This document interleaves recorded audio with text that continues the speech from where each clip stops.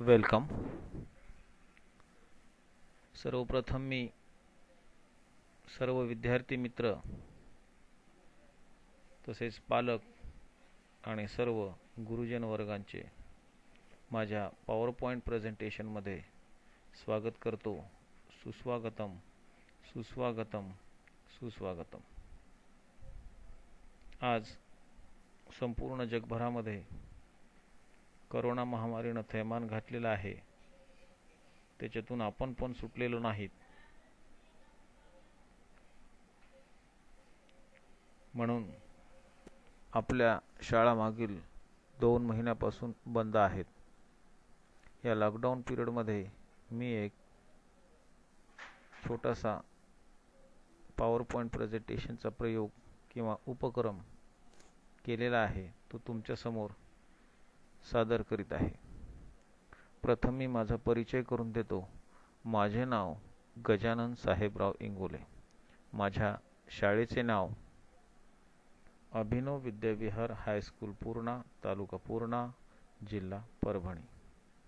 मी मागील 13 ते 14 वर्षापासून माझ्या प्रशालेमध्ये गणित हा विषय शिकवतो. आज मी तुम्हाला वर्ग 9वी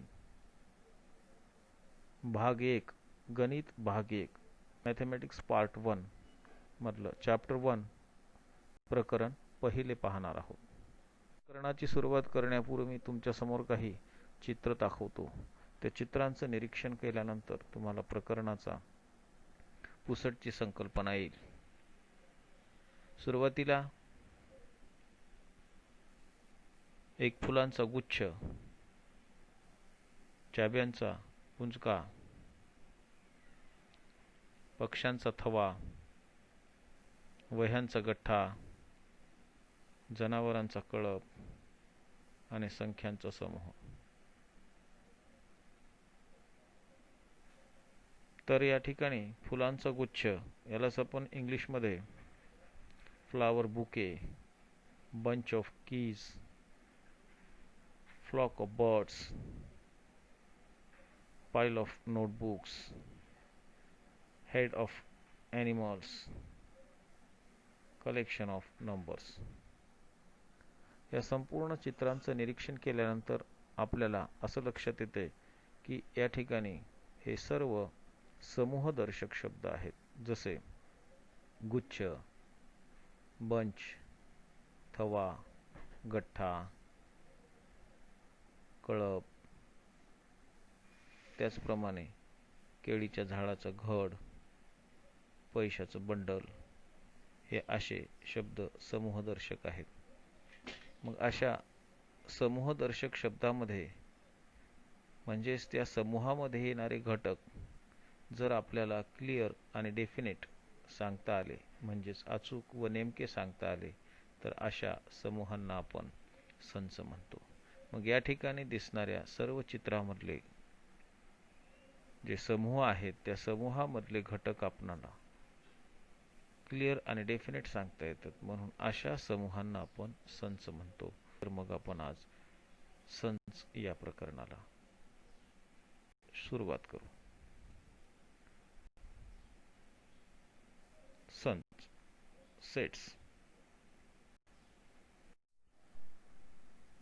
सेट्समध्ये in all the above examples we can clearly list the objects of that collection of such objects as set. वर दाखवलेल्या सर्व चित्रांमध्ये जे समूह आहेत त्या समूहामधल्या घटकांची यादी क्लिअर आहे, म्हणून त्यांना आपण संच म्हणतो. आता संच नसणारे समूह कोणते आहेत? जसे happy childrens in the village, brilliant student of the class. मी माझ्या वर्गामध्ये एक कृती केली. माझ्या वर्गातील 10 विद्यार्थ्यांना तुमच्या गावातील 10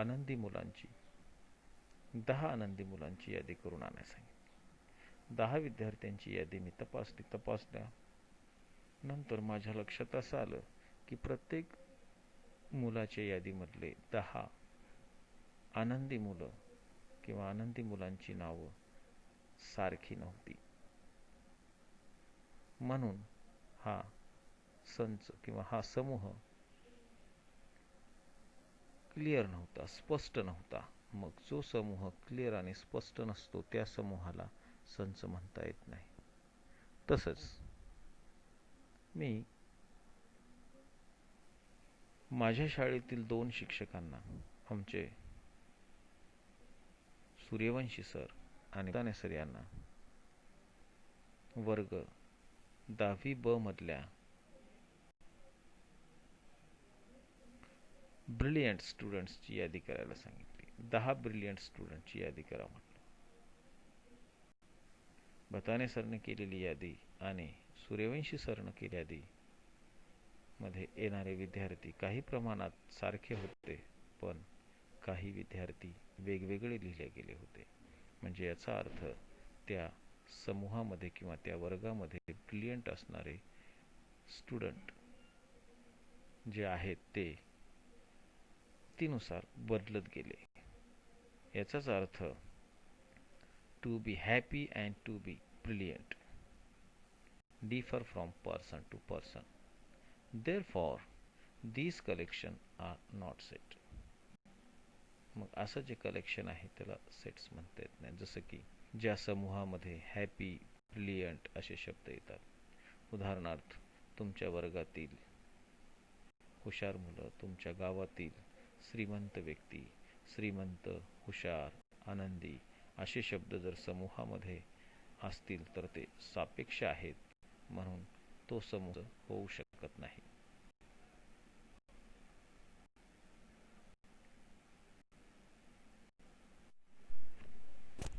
See the examples given below and decide whether it is a set or not.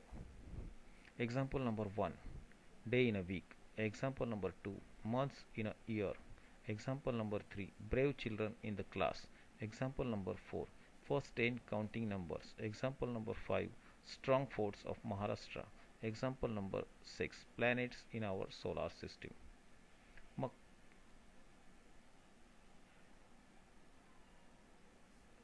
पहिलं example, days in a weak, आठवड्यातील दिवस. आठवड्यातील दिवसांची जर यादी करायला गेलं तर सोमवार, मंगळवार, बुधवार, गुरुवार, शुक्रवार, शनिवार आणि रविवार. ही यादी फिक्स आहे, क्लिअर आहे, स्पष्ट आहे, डेफिनेट आहे, म्हणून या समूहाला आपण संच म्हणू शकतो. तसंच example number 2, months in a year. Months in a year, वर्षातील महिने. वर्षातील महिने भारतात, अमेरिकेत, इंग्लंडमध्ये कुठेही जा 12 महिने आहेत आणि त्यांची नावं सर्वांना माहीत आहेत. जानेवारी, फेब्रुवारी, मार्च, एप्रिल, मे, जून, जुलै, ऑगस्ट, सप्टेंबर, ऑक्टोबर, नोव्हेंबर आणि डिसेंबर. म्हणून याही समूहातील घटक अचूक व नेमके सांगता येतात, डेफिनेट आणि क्लिअर आहेत, म्हणून हा समूह सुद्धा संच आहे. Brave children in the class, शूर मुलांची यादी. तुमच्या वर्गातील शूर मुलांची यादी करा. मी माझ्या शाळेतील रणवीर सर आणि शिंदे सर यांना वर्ग 10वी क मधल्या 10 विद्यार्थी, शूर 10 विद्यार्थ्यांची यादी तयार करायला सांगितली. परत मला तेच निदर्शनास आलं की शिंदे सरांची यादी आणि रणवीर सरांच्या यादीमध्ये साम्य नव्हतं. काही प्रमाणात काही विद्यार्थी होते, पण काही विद्यार्थी वेगवेगळे होते. मग व्यक्तीनुसार त्या समूहामधले जर घटक वेगवेगळे होत असतील तर अशा समूहाला आपण संच म्हणू शकत नाही. या समूहामध्ये ब्रेव हा शब्द संच, ब्रेव ह्या शब्दामुळे हा समूह संच होऊ शकत नाही, म्हणून brave children in the class हे कलेक्शन सेट नाही. It is not a set. First 10 counting numbers, कुठेही जा, 1 2 3 4 5 6 7 8 9 10 हे पहिले 10 काउंटिंग नंबर आहेत. कोणालाही विचारा, नांदेडला विचारलं, परभणीला विचारलं, हिंगोलीला विचारलं तरी तेच येतील. म्हणून हा संच सुद्धा, हा समूह संच आहे. Strong forts of Maharashtra. माझ्या शाळेतील भूगोल शिकवणाऱ्या 2 शिक्षकांना मी विचारलं आमच्या शाळेतील भूगोल शिकवणारे 2 शिक्षक राठोड सर आणि जाधव सर यांना मी विचारलं की आपल्या महाराष्ट्रातील बळकट 5 किल्ल्यांची नावं सांगा. जाधव सरांनी सांगितलेली नावं एका कागदावर लिहून घेतली आणि नंतर मग राठोड सरांना विचारलं. त्यांनी सांगितलेली नावं दुसऱ्या कागदावर लिहून घेतली. दोन्ही कागदांचं किंवा दोन्ही यादींचं मी निरीक्षण केलं आणि मला लक्षात आलं की जाधव सरांनी सांगितलेले बळकट किल्ले आणि राठोड सरांनी सांगितलेले बळकट किल्ले त्यापैकी काही प्रमाणात तेच नावं होती, पण काही नावं वेगवेगळी होती. म्हणजे व्यक्तीनुसार त्या समूहामधले घटक बदलत गेले. मग अशा समूहाला आपण संच म्हणू शकत नाही.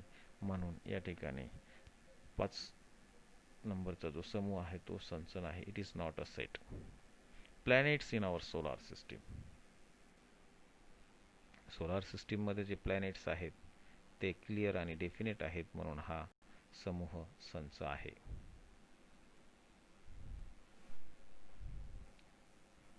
Definition of set. आता आपण संचाची व्याख्या करू. संचाच्या व्याख्येमध्ये if we can definitely and clearly decide the objects of a given collection, then that collection is called a set. ज्या समूहामधले घटक अचूक व नेमके सांगता येतात अशा समूहाला आपण संच म्हणतो. If we can definitely and clearly decide the objects of given collection, then that collection is a set. It is denoted by generally the name of set, capital letters A, B, C and dot dot Z. And member or elements of sets are shown by below by using small letters A, B, C dot dot dot. संच हा इंग्रजी वर्णमालेतील capital अक्षरानं दर्शवायचा आणि त्यामधले जे घटक आहेत, संचामधली जी घटकांची यादी आहे ती इंग्रजी वर्णमालेतील लहान अक्षराने लिहिली जाते. एलिमेंट ऑफ सेट और नॉट एलिमेंट ऑफ सेट. हे जे सिम्बॉल आपल्याला या ठिकाणी दिसते एलिमेंट ऑफ सेटचं आहे आणि हे जे सिम्बॉल आहे ते नॉट एलिमेंट ऑफ सेट. यालाच आपण बिलॉंग्स टू असं म्हणतो आणि याला नॉट बिलॉंग्स टू असं म्हणतो.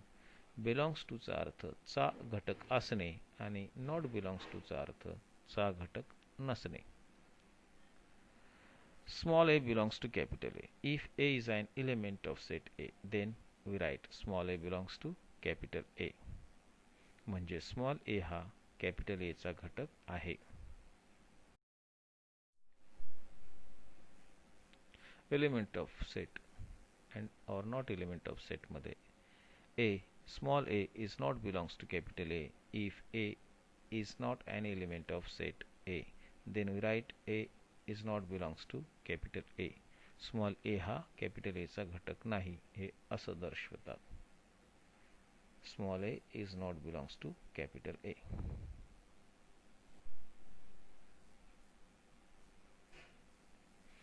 आता एका एक्झाम्पलच्या द्वारे आपण समजावून घेऊ की बिलॉंग्स टू आणि नॉट बिलॉंग्स टू. समजा कॅपिटल ए हा एक असा संच आहे की तो आठवड्यातील दिवस आहे. A is a set of days in a week. तर Monday belongs to capital A and January is not belongs to capital A. Monday हा आठवड्यातील दिवस आहे म्हणून तो संच ए चा घटक आहे आणि जानेवारी हा वर्षातील महिना आहे आणि कॅपिटल ए आपण जो दर्शविला आहे तो आठवड्यातील दिवसांच्या संचासाठी दर्शविला आहे म्हणून जानेवारी हा कॅपिटल ए चा घटक नाही. Set of numbers. Last point.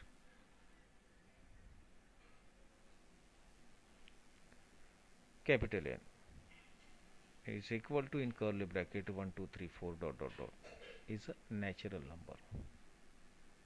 Is a natural numbers. W, capital W, 0, 1, 2, 3, 4, 5 is a whole numbers, and I dot dot dot -3, -2, -1, 0, 1, 2, 3 dot dot dot is a integers, and Q is set of natural numbers, and capital R is set of real numbers. Capital N, capital W, capital I, capital Q, capital R is a set of numbers. Capital N आता याच्या पुढे कुठेही आला संच या प्रकरणामध्ये तर तो नॅचरल नंबर आहे. कॅपिटल डब्ल्यू हा होल नंबर्सचा संच आहे. आय हा इंटिजरचा संच आहे. कॅपिटल क्यू हा रॅशनल नंबरचा संच आहे आणि कॅपिटल आर हा रिअल नंबरचा संच आहे.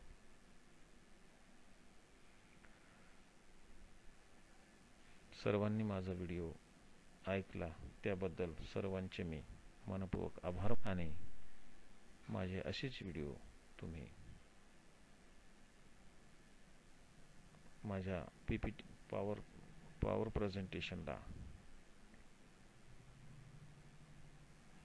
पॉवरपॉईंट प्रेझेंटेशनला प्रतिसाद देसाल अशी अपेक्षा बाळगतो आणि मी इथं रजा घेतो. धन्यवाद.